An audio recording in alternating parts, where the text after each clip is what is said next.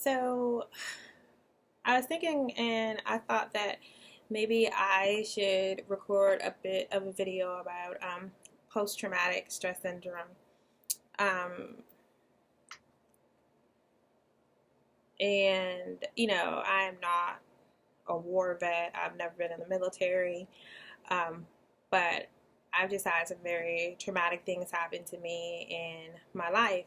And as far as PTSD is concerned, it's not something that I've ever really talked about, probably until recently this year when I admitted, not this year, but last year, um, when I admitted that I was having panic attacks and that I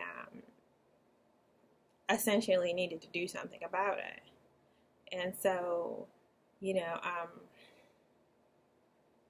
I don't know, it's almost as if this is one of those things that sort of teeters on, people looking at it as being like a mental health defect or something. But I mean, I don't even think I've really told many people, um, particularly other than my husband and probably a couple of the family members, that it's something that I suffer from.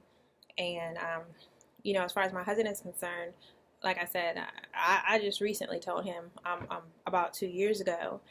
And he used to always complain because he would be like, you don't look at me when you're talking, or you look like you're off in another world. And what it was I was having a panic attack or an anxiety attack, and I was trying to focus so that it would go away until I could get to the one thing that would help me alleviate it.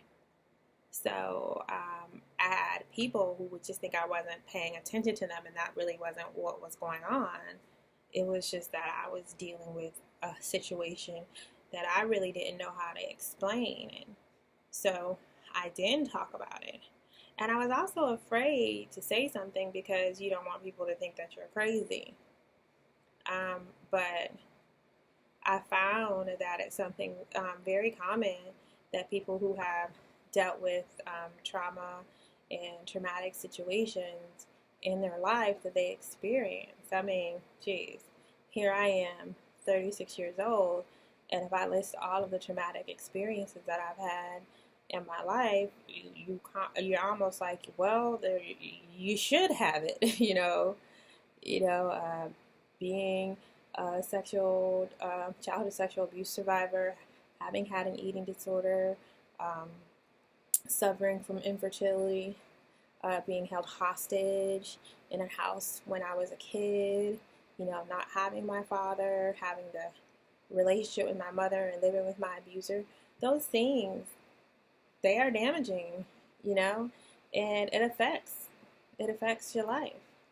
And, we don't talk about this unless, we're talking about war vets. And don't get me wrong, I really appreciate all the war vets, and I think that it needs to be something that is talked about amongst them as well.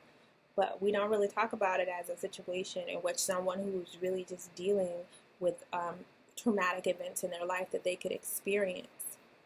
So I wanted to just sort of make sure I put that out there. There's a science associated with that. And, it's not something that we get to talk about. But in addition to that all of these things that we put out here, that we don't talk about, they don't define us. That's not who you are. So why do we have to be quiet?